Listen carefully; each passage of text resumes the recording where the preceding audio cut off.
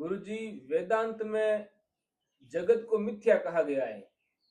जब प्रारब्ध के कारण जीवन में भारी दुख या शारीरिक कष्ट आता है, तब उस कष्ट को भी स्वप्न की तरह मिथ्या कैसे जिएं? उस समय भीतर का अभेद भाव क्यों डगमगा जाता है? इस संबंध में समाधान करने की कृपा करें गुरुदेव।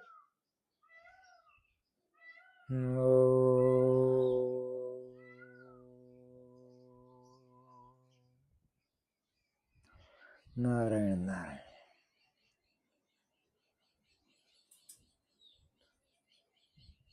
भीतर का जो देह अभिमान का भाव बना हुआ है, वो देह अभिमान का भाव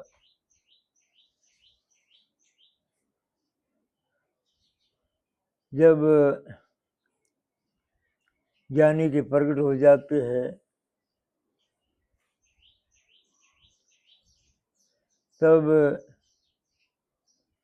ज्ञानी को प्रारब्ध का भुगतान करना पड़ता है। उससे बचने का क्या तरीका है, ये आपका प्रश्न है कि हम उसी प्रारब्ध से बचने की कोशिश करते हैं और संसार को मिथ्या जानने पर जब अंधेरे में पड़ी जेवरी सर्प रूप दिखाई देने पर भय लगता है, फिर जब रज्जु का ज्ञान हो जाते हैं तो सर्प दिखाई नहीं देता। अब सर्प दिखाई न दे तो भय लगने की बात का मूल खत्म हो जाती है। यहाँ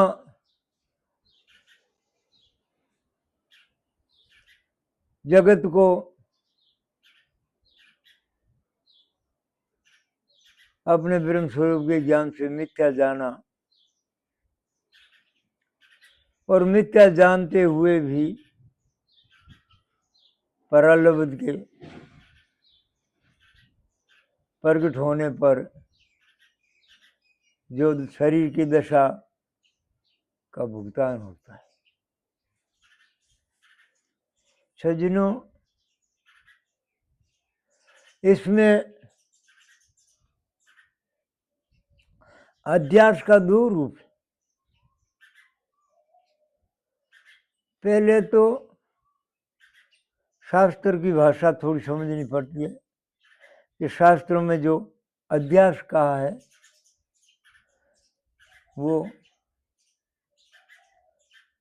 किसी वस्तु का नाम अध्यास कहा है। अध्यास की परिभाषा जैसे जो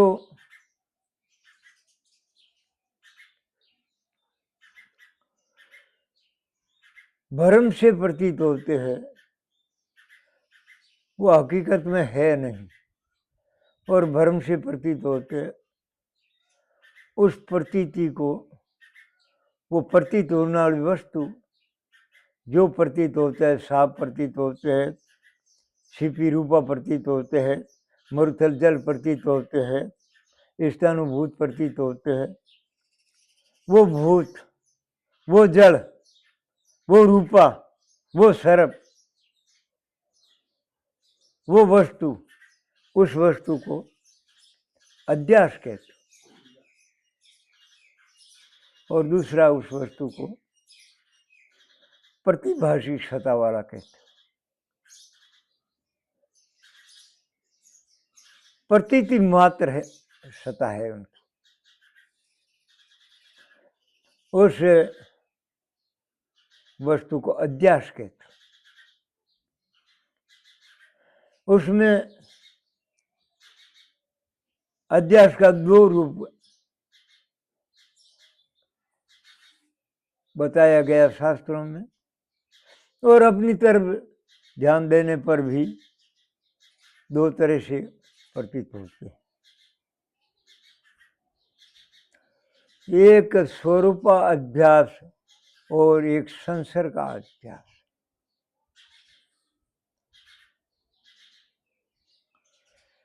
एक स्वरूप अभ्यास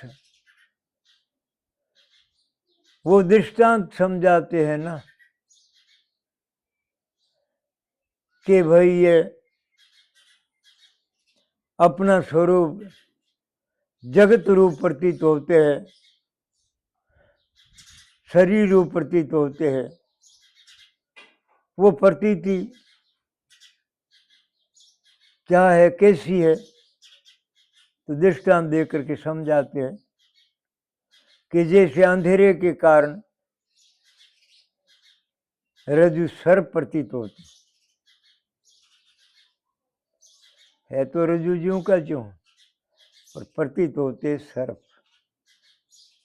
रज्जु सर्प रूप प्रतीत होते हैं,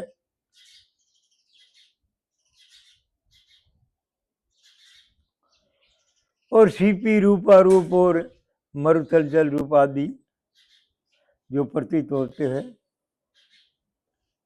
उसमें जो दृष्टांत दिया है ये स्वरूप अध्यास कहते हैं। स्वरूप अध्यास का क्या अर्थ है कि जो प्रतीत होते हैं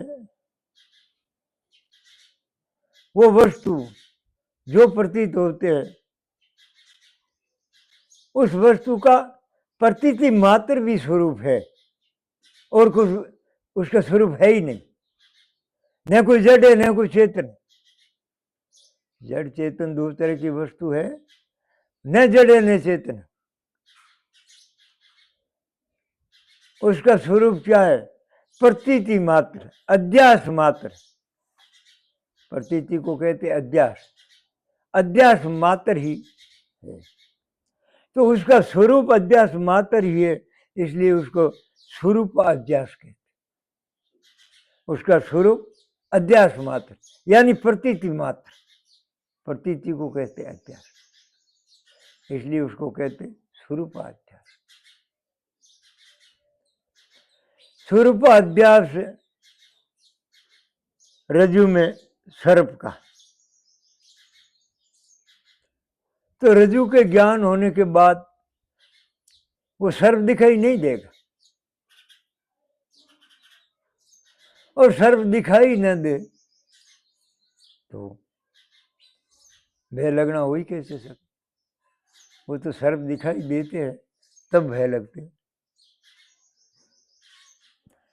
तो ये दृष्टांत दिया हुआ है, यह जो अध्यास कहा गया है, इस अध्यास से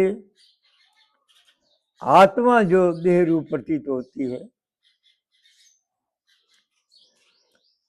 जो भी वो प्रतीति अध्यास है, उसमें और इस अध्यास में फर्क है। शास्त्रों में फर्क बताया, फर्क है। जब रज्जु का ज्ञान हो जाते हैं तो सर्प दिखाई नहीं देते, पर जो आत्मा यानी अपना स्वरूप, अपना आपा शरीर रूप प्रतीत होते हैं, और जब ज्ञान हो जाते हैं उस बाद में ज्ञानी की दृष्टि से देखे तो जैसे रज्जु की ज्ञान की जो दृष्टि से देखने पर सर्प दिखाई नहीं देते, पर आत्मज्ञान की दृष्टि से देखे तो जो पहले अपना आपा शरीर रूप दिखाई देते थे, वो शरीर ज्यों का त्यों दिखाई देते,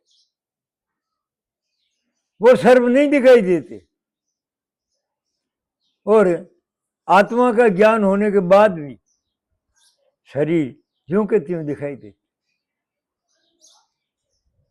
ये उसमें फर्क है, इसलिए उसको स्वरूपाध्यास कहते हैं। जो दृष्टांत दिया है रज्जु में सर्प, सीपी में रूपा, मर्तल में जल आदि जो दृष्टांत दिया है, उस अध्यास को, उस प्रतीति को स्वरूपाध्यास कहते। और यहां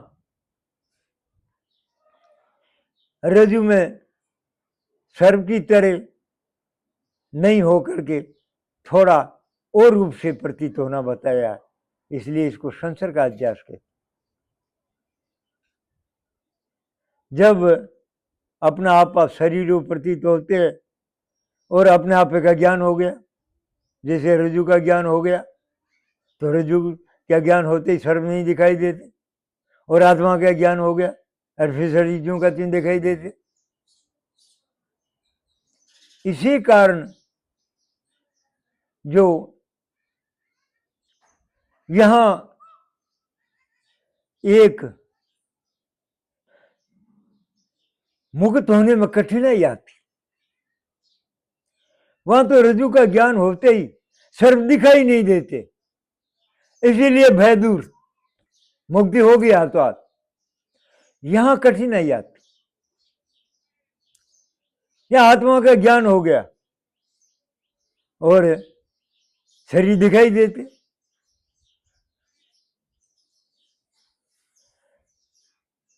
जब शरीर दिखाई देते हुए जैसे सर्प को दिखाई नहीं दे, तो नहीं जानने में कोई परेशानी नहीं है, कोई कठिनाई नहीं है। नहीं दिखाई देना, नहीं जानना हो जाता है एकदम। और यहां शरीर दिखाई देते और फिर भी नहीं जानना, दिखाई देते हुए नहीं जानना है। वहां दिखाई न दे और न जानना हो, और यहां दिखाई देते हुए न जानना है, तो थोड़ा फर्क हुआ ना। इसीलिए इसमें फर्क बताया कि वो दृष्टांत दिया है, वो यहां घटाते तब कुछ फर्क पड़ जाता। वो अध्यास यहां नहीं है, वो स्वरूपाध्यास है, या संसर्ग अध्यास है। वो अध्यास इस अध्यास में फर्क है। तब उसमें एक ही विभाग है, वो स्वरूप से प्रतीति मात्र ही है, एक ही विभाग है, और वो विभाग रज्जु का ज्ञान होते ही खत्म। और यहां अपना आपा शरीर रूप दिखाई देते, यहां दिखाई का दो विभाग है।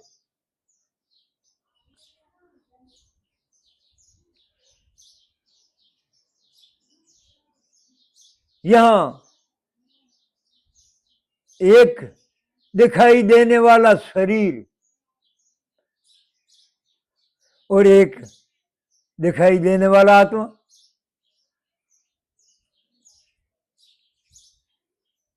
अब जिस साधनों से शरीर दिखाई देते हैं, वो साधन भी मौजूद है, और उस साधन से शरीर ज्यों का त्यों दिखाई देते। और दूसरी जो दिखाई देते हैं, आत्मा शरीर रूप दिखाई देते। आत्मा शरीर रूप दिखाई देते, एक शरीर और एक आत्मा, यह दो वस्तु है।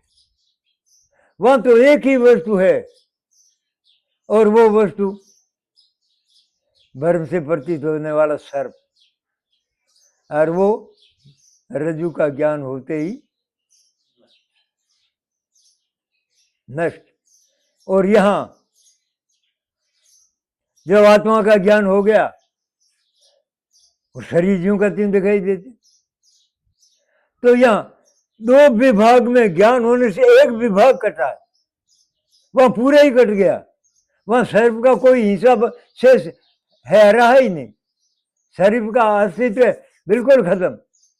और यहां शरीर और मैं शरीर, ये दो विभाग। अब यहां ज्ञान होने के बाद एक विभाग खत्म हो गया। कौन सा विभाग? मैं शरीर, ये विभाग खत्म हो गया और शरीर ज्यों का त्यों रहा। अब यहां अगर शरीर और अपना आपा, ये दो विभाग में एक विभाग खत्म होने के बाद दूसरा विभाग बाधा करते, वो दिखाई देते, तब बाधा होती है कि अपना स्वरूप अनुभव में आ गया और शरीर भी अनुभव में आ रहा है। तो इसमें क्या है कि ये शरीर दिखाई दे रहा है ना, ये बाधा करते मुक्त होने में। इसीलिए इसमें थोड़ा सा मुक्त होने में समय लगता है। अब समय लगता है जिस विषय में जो शास्त्रों में वर्णन किया है उस पर थोड़ा ध्यान देना पड़ेगा।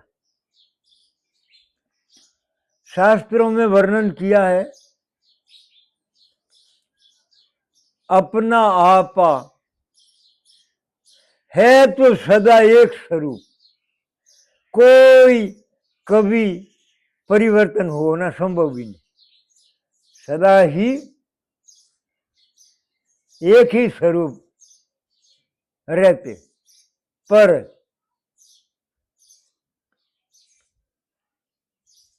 दिखते हैं 7 रूप से,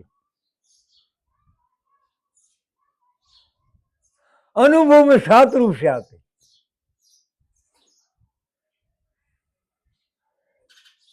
अब ये आपे में अनुभव आना और स्वरूप, ये 2 विभाग हो गया।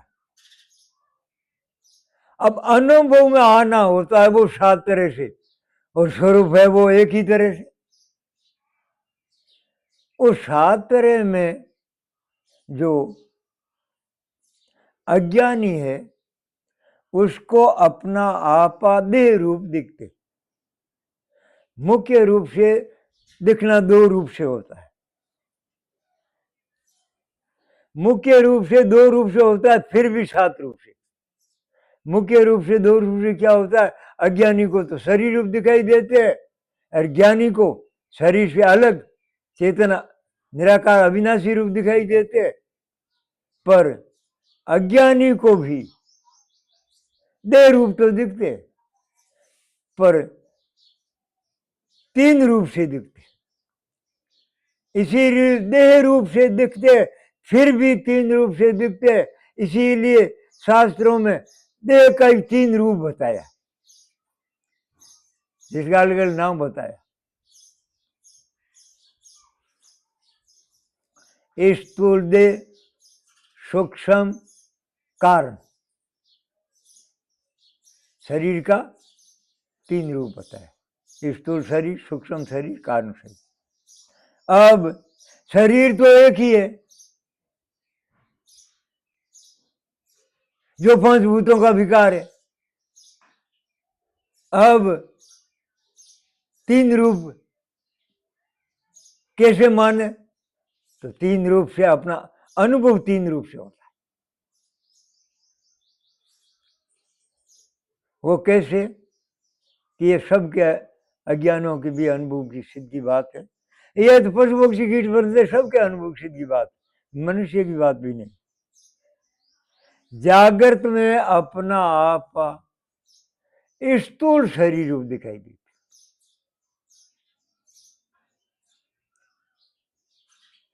तो आपा तो शरीर तो वो ही है। शरीर तो पांचों भूतां से बना हुआ है, और जागृत में पांचों भूतां से बना हुआ शरीर दिखाई देते, वो स्थूल। अब नींद आई, नींद आई तो नींद क्या चीज है? स्थूल शरीर दिखाई देते ही नहीं। अब स्थूल शरीर दिखाई नहीं देते, तब स्थूल शरीर का भुगतान होता ही नहीं। नींद आने पर स्थूल शरीर दिखाई नहीं देता, तो स्थूल शरीर का भुगतान होता है क्या? नहीं होता। तो यह तो मुक्ति हाफ सेज हो गई सबको ही। अब ऐसे सेज हो गई कि जैसे रज्जु का ज्ञान हुआ तो सर्प दिखाई नहीं देते, तो मुक्ति सेज, भुगतान किसका करे? पर ऐसे यह सेज नहीं है, फिर भी दिखाई देते शरीर। अब उसको कहते सूक्ष्म शरीर। तो सूक्ष्म शरीर क्या वस्तु? वस्तु तो एक ही है जो स्थूल है, पर उसी स्थूल शरीर जागृत में उस शरीर से जो जो कर्म किया था, उसी कर्म के साथ में अपना आपा प्रतीत होते थे। मैं खेती करूं, मैं व्यापार करूं, मैं आऊं हूं, जाऊं हूं, मैं उबा हूं, मैं बैठा हूं, मैं चल रहा हूं, ऐसा जो अपना आपा शरीर रूप कर्मों में दिखते हैं, साथ साथ उसका संस्कार बन गया। वो संस्कार शरीर का, अब वो संस्कार रूप से वो शरीर अपने अनुभव में आते हैं, उसको कहते हैं सपन। तो दिखता तो ज्यों का त्यों ही है, जैसे हाथ पांव, सिर पेट आदि अंग आदि ज्यों का त्यों दिखाई देते हैं सपने में भी, पर देखते वो अलग है। जो शरीर की दशा है वो दशा नहीं दिखती, दूसरी दशा दिखती है। मैं जंगल में खड़ा हूँ, मेरे पास ये है, वो है, ऐसा है, वैसा है, ये हिंसक जंदावर आ गया, शेर आ गया, सर्प आ गया, काटते हर बांटते, ऐसा कुछ दिखाई देते। या बढ़िया हमारा कोई बदलावना करते हैं, हम राजी होते हैं, ऐसा भी दिखाई देते, कभी कभी ऐसा भी दिखाई देते। वो जब उसका भुगतान होता है और वो भी विलीन हो जाते, तब न तो कल्पित रूप संसार दिखाई देते शरीर, और न स्थूल रूप से शरीर दिखाई देते। तो सपन में आनंद का ही अनुभव हुआ, और आनंद का अनुभव ही मुक्ति में होता है। तो मुक्ति से क्या कम रहा? कोई कमी नहीं। अब ये हुआ कैसे है कि दिखाई नहीं देने पर, और वो रज्जु में सर्प दिखाई नहीं दिया तो भय दूर हुआ, ऐसे दिखाई नहीं दे, तब ये मुक्ति। पर वो तो रज्जु का ज्ञान होते ही सर्प का अस्तित्व नष्ट हो गया। और यह तो जब जागते हैं तब शरीर दिखाई देते हैं, और शरीर दिखाई देते, तब शरीर दिखाई देते हुए भी शरीर की दशा से मुक्त रहना। वहां तो दिखाई नहीं देते सर्प, तब सर्प की दशा से मुक्त होना सहज होता है। और यहां दिखाई देती है शरीर, और शरीर की दशा दिखाई देती है, पर शरीर की दशा को अपनी दशा से अलग जान करके मुक्त रहना पड़ता। तो यहां इसी मुक्त रहने के लिए उपाय बताया है ना, वो आगे हम बढ़े मुक्त रहने के लिए उपाय में, कि हम यूं के त्यों शरीर की दशा देखे और उसी का भुगतान कुछ नहीं, मुक्त रहना।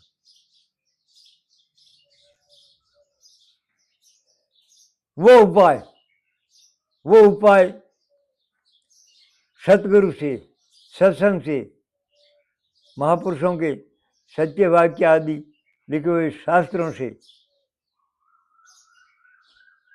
सुनकर ऐसा सुना कि तुम शरीर से अलग हो और तुम्हारा जो स्वरूप है, तुम्हारी जो दशा है, तुम्हारी दशा शरीर की दशा से अलग है। तुम्हारी दशा में न जन्म है, न मृत्यु है, न भूख है, न पास है, न रोग है, न को पीड़ा है, न कोई 184 जूनिया, कुछ नहीं। ऐसा सुना तो है, पर अनुभव वो का वो सुना कि हमारी दशा अलग है, और अनुभव में वो का वो अपनी दशा वैसी शरीर की दशा ये अपनी दशा प्रतीत होती है। इसको कहते हैं परोक्ष ज्ञान। अब परोक्ष ज्ञान में अपना आपा सुन करके शरीर से अलग जाना है, अपने अनुभव में वो कब। तो ये अपने आपे का जानना चौथे रूप से हुआ है। इसमें 2 विभाग, अपने आपे का जानना, जैसे जागृत में स्थूल रूप था जानना, सपन रूप से जानना हुआ, तो वो विभाग पास में नहीं रहा, वो अनुभव है ही नहीं, वो दिखता ही नहीं है। स्थूल शरीर की दशा का अनुभव नहीं है, वो एक ही अनुभव रहता है सपन का ही। और जब सुषुप्ति में कारण शरीर ज्ञान विलीन हुआ कारण रूप से संसार, तो फिर वो देखते हैं एक रूपी। अब यहां परोक्ष ज्ञान में अपने से अलग अनुभव अपना सुन करके, और वो अनुभव पहले का ज्यों का त्यों। अब इससे आगे और जानकारी करनी पड़ेगी। वो किस लिए कि अपना आपा शरीर रूप दिखाई देते हैं, वो नहीं दिखाई देगा शरीर रूप, तब वो उपाय क्या है। तो उसमें कहते हैं कि जब अपरोक्ष ज्ञान होते हैं तब अपरोक्ष ज्ञान होते हैं, तब अपना अनुभव में भी अपना आपा शरीर से अलग अनुभव में रहते। और पहले कहा था वो दोनों एक हो गए, अपना आपा अपने अनुभव में भी शरीर से अलग अनुभव। फिर भी यहाँ अभी यहाँ आपने प्रश्न किया था, उसका जवाब अभी यहाँ मिलते। फिर भी कहा है आगे, यह तो हुई पांचवें रूप की दृष्टि, अपना आपा पहले स्थूल शरीर हो, दोबारे सूक्ष्म शरीर हो, तिबारे कारण शरीर हो, अब कारण स्वरूप से आगे परोक्ष रूप से अलग रूप, और पांचवें अनुभव रूप से अलग रूप। फिर भी अभी बताया है कि शोक नाश, अभी भी शोक उत्पन्न होते हैं, तभी तो नाश की बात आती है। उत्पन्न नहीं होता नाश की बात कैसे आए? तो फिर भी कहते कि फिर भी शोक होते। ज्ञान अपरोक्ष हो गया, अनुभव हो गया, अनुभव में अपना आपा देह रूप नहीं दिखाई देते, ब्रह्म स्वरूप दिखाई देते, देह से अलग अपनी दशा अविनाशी दिखाई देते। अपनी दशा में न भूख है, न प्यास है, न रोग है, न पीड़ा है, न जल में, न मृत्यु है, कोई कुछ अपने में विकार नहीं दिखाई देते, अपने में कोई खराबी नहीं दिखाई देती, फिर भी शोक उत्पन्न होता है। तब शोकनाश की बात आती है कि उत्पन्न होते हैं और फिर अपने ज्ञान के द्वारा समझ करके नाश करते, जब उसको कहा शोकनाश। यह सत्य अवस्था है, सत्य रूप से दिखता।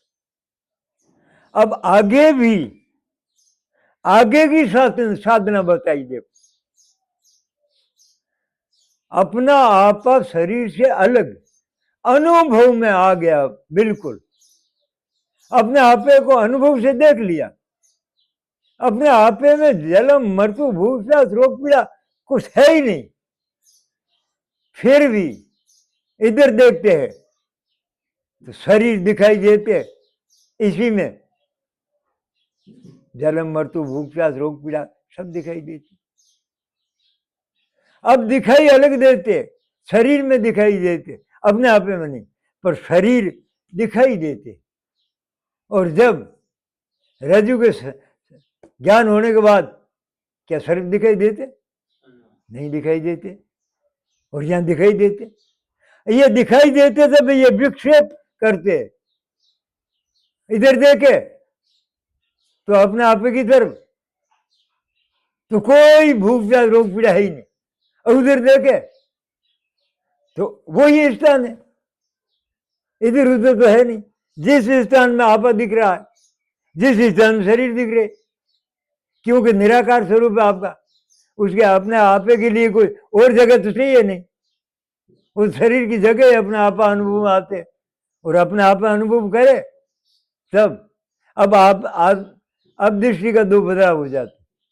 अब शरीर आंखों से देखते तो उसी स्थान में, उसी जगह में जन्म मृत्यु भूख प्यास रोग पीड़ा दिखती, और उसी आंखों से भीतर से देखे अपने अनुभव तो रोग पीड़ा भूख प्यास बिल्कुल बेमार दिखती नहीं। इसीलिए इसको संसर्ग का अध्यास कहा है कि इसमें मुक्त होने में कठिनाई आती। जब आगे भी अभ्यास करने का कहा कि तुमको अभी तक अनुभव हो गया, प्रत्यक्ष हो गया अपना आपा, फिर भी आपको आगे अभ्यास करना पड़ेगा। तो अभ्यास करते हैं तो शोक दिखाई देते हैं, फिर अपनी दृष्टि बदले, अरे ये तो शरीर में है नहीं, अरे मेरी चिंता क्यों हो गई? ये शरीर संसार ये बदलते रहते हैं, अपने क्या फर्क पड़े? फिर भी ऐसे, तो फिर भी अभ्यास करते करते शोकनाश से आगे क्या है? हर्ष अपार। फिर वो स्थिति आ जाती है, तो वो क्या है कि वो पूर्व के जो संस्कार है ना, वो धीरे धीरे खत्म होते, ज्ञान होने के बाद भी वो विक्षेप, वो पूर्व संस्कार, वो स्वभाव रूप से बने रहते। वो स्वभाव, पहले का स्वभाव, जब स्वभाव की विचित्रता होती है, उसमें एक दृष्टांत देते हैं कि एक जगह नारजी महाराज एक धर्मशाला में बैठे थे और भगत विपास में बैठे थे। सामने एक दुकान थी अनाज की। एक कसाई बकरा खरीद करके लाए थे। वो बकरा बाजार से निकला। बकरा बाजार से निकला तो उसी बकरों में एक बकरा दुकान पर चढ़ गया और उसने अनाज में मुंह भर लिया। इतने में वो दुकान का मालिक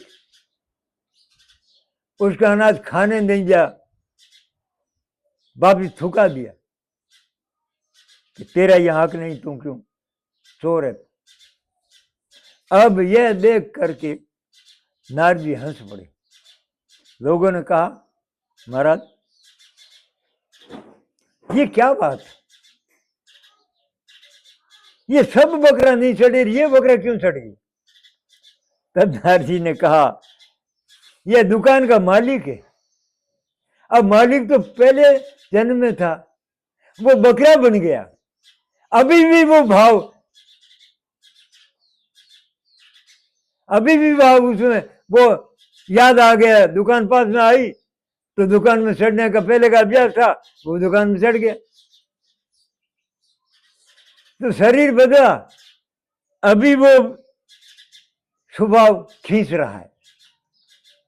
तो ऐसे अपना अनुभव बदला तो भी वो पूर्व के स्वभाव के कारण वो स्वभाव रूप से जो अज्ञान स्वभाव रूप बन गया है ना, वो फिर भी अभ्यास मांगता।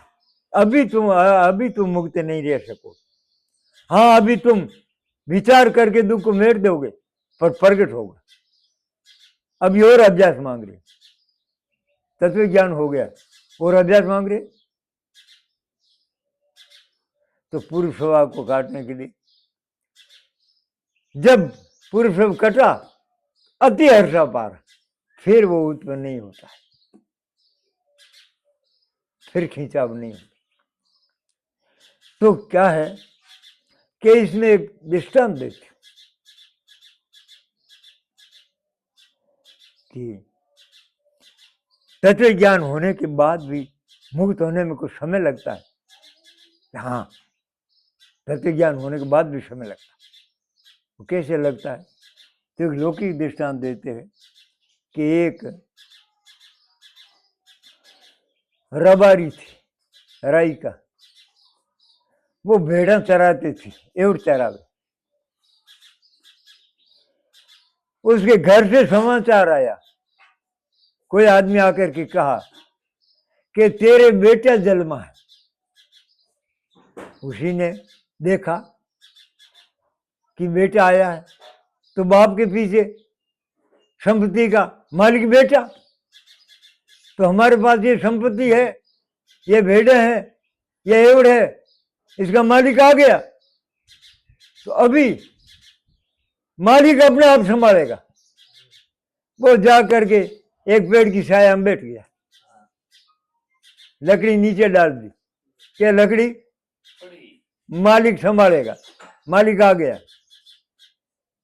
अब भेड़ा दूर जाने लगी।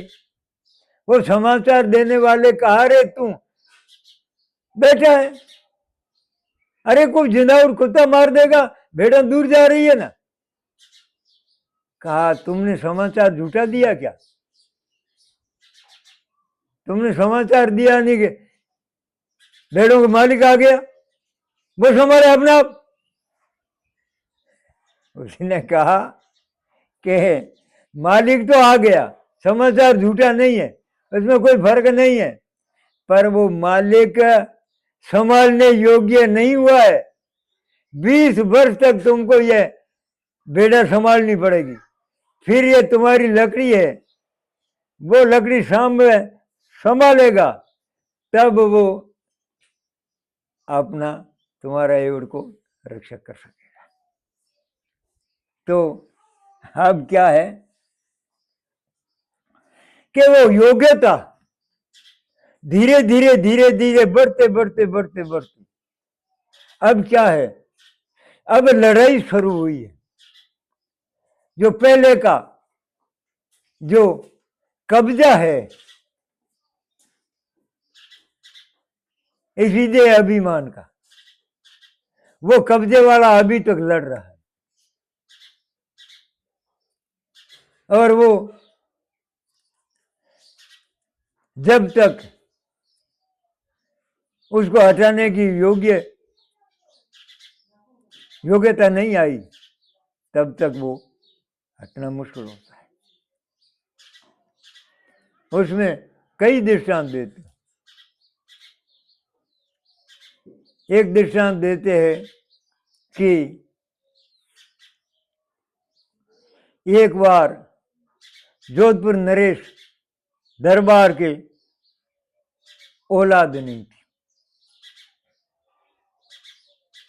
और वो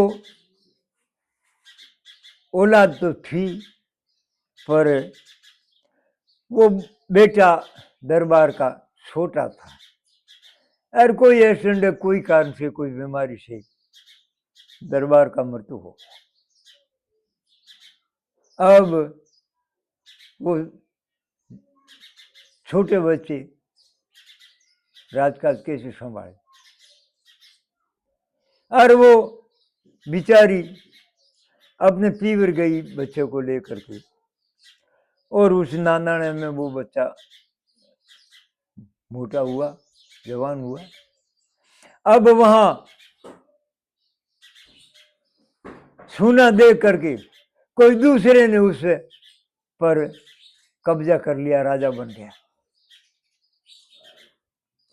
अब उसी को वो हटावे तो कैसे हटावे? अब वो उसी राजा को हटाने के लिए आकर के कहा कि हमारे बचपन में आपने ये हमारा राज ले लिया, आज तक आपने राज किया तो कोई बात नहीं, मैं राज करने के योग्य नहीं था, तब आपने संभाला है, अब हमारा राज है ये, और हमको दे दो। तो ऐसे देने वाला है क्या? नहीं देगा। अब वो इधर उधर बेचारा घूमते हैं, उसको वहां कोई रुकने का स्थान भी नहीं मिला। वो रुकने का स्थान क्यों दे? वो घूमते घूमते कोई किसान की ढाणी में चला गया, और उस किसान के घर में खिचड़ी बनी हुई थी भोजन के लिए। तो वो वहां गया, तो उस महिला ने कहा, अरे भाई तू भूखो हुई कि तू आयो है, तू जीम ले, खिचड़ी बनी उड़ी है। तो भूखा तो था ही। कहा माता जी भूखा हूं मैं। तो उसने थाली में खिचड़ी भर करके दे दी। अब वो राजघराने का था और खिचड़ी खाया हुआ था ही नहीं। अब उसी ने जो ही खाने के लिए हाथ लबोया, हाथ जल गया। तो उस महिला ने कहा, अरे बेटा तू तो दरबार की तरह मूर्ख है। उसी ने देखा, अरे वही तो मैं हूं, मेरे कोई कह रही कि माता जी वो दरबार कैसे मूर्ख है? कि वो दरबार कितना मूर्ख है, अब उस दुश्मन के पास जा करके कहे कि मेरा राज है, मेरे को दे दो, दे देगा? ऐसे राज कौन दे देगा? और वहां मारा जाएगा, वो जाने दुश्मन को खत्म करो। तो उसी दरबार को मार देगा वो। मूर्ख है वो, क्यों गया वहां नहीं जाना था। तो माता जी बिन के करनो है, बिन हूं करनो है कि बैठे जानो ही नहीं,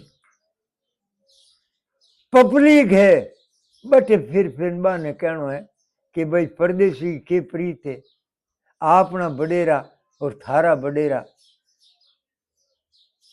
पीढ़ियों संबंधी है, और ये अपना थे, और ये तो कहाँ का आया हुआ है लुटेरा, और यहाँ पोल दे करके अपना राज जमाया है। अब तुम सब मिल करके ये कहोगे,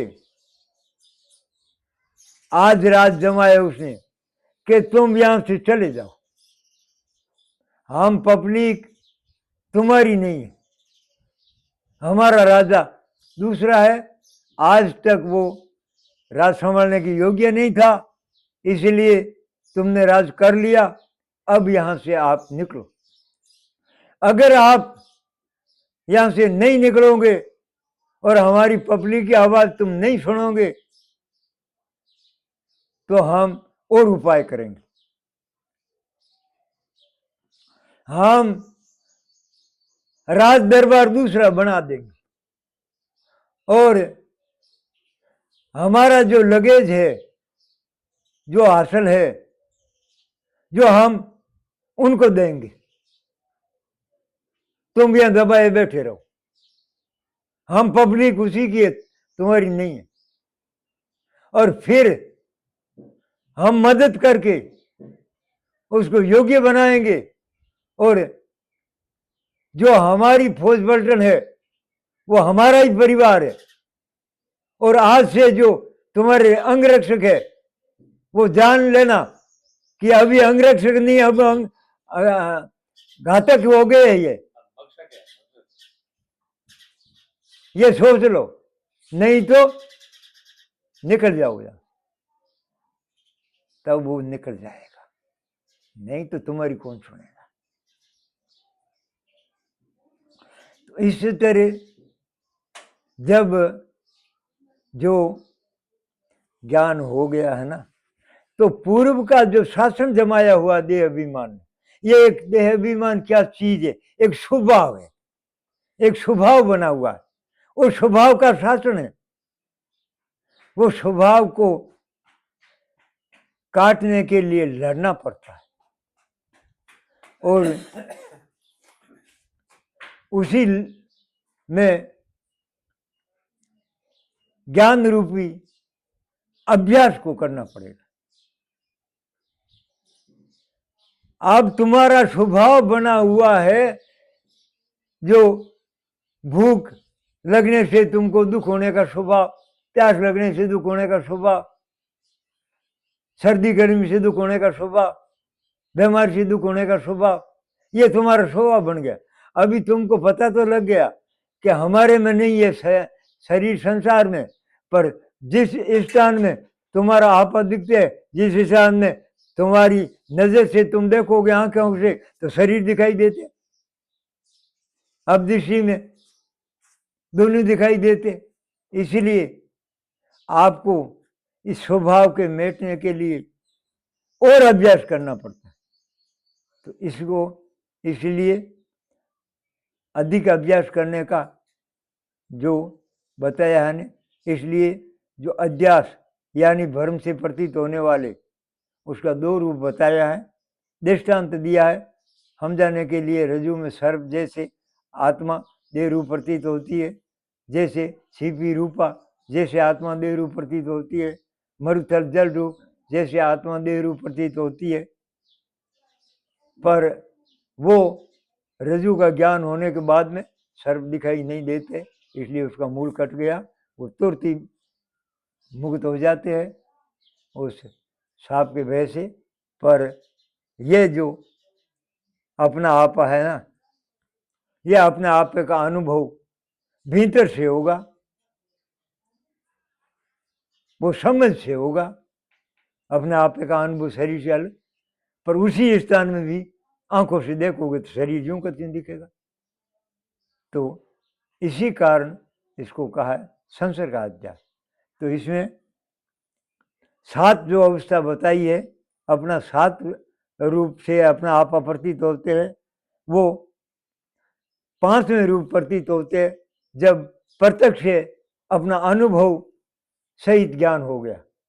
फिर भी 2 अवस्था आ गई, फिर भी कुछ बदलाव करना पड़ेगा, क्योंकि पूर्व स्वभाव से फिर भी दुख उत्पन्न होते हैं, फिर भी मोह दूर नहीं होता है। जैसे लड़की को ससुराल भेज दी, अब उसका घर भी अलग, उसका परिवार भी अलग, तो भी बेटी का मोह पूर्णता दूर नहीं होती। जैसे लोक में महिलाओं की तरह वो नहीं होते, फिर भी धीरे धीरे धीरे धीरे धीरे धीरे क्या है कि वो मोह कट जाते हैं। फिर पीर का मोह कम होते होते नष्ट होता है, एकदम नष्ट नहीं होता। और उसी माँ बाप का, परिवार वालों का, पीर वालों का मोह भी धीरे धीरे खत्म हो जाते हैं। ऐसे जो ये शंका हुई कि हमको ज्ञान हो गया, हमने जान लिया कि हम शरीर से अलग अविनाशी है, हमारे में कोई बीमारी नहीं है, फिर भी भुगतान होता है, तो ये इसका कारण बताया कि ये स्वभाव है ना, ये स्वभाव काटने के लिए अभी भी अभ्यास करना पड़ेगा, अभी अभ्यास की जरूरत है। धीरे धीरे वो स्वभाव नष्ट होता है, तब स्वभाव का मूल खत्म हो जाते, तब उत्पन्न नहीं होते। नहीं तो पहले ज्ञान होने के बाद भी फिर मोह से शोक हो जाते, फिर विचार करके देखते तो शोक नाश हो, शोक उत्पन्न होते तो नाश होना होता है ना, तो उसमें शोक उत्पन्न होना बंद हो जाए, उसको कहते अति हर्षापारा। ऐसे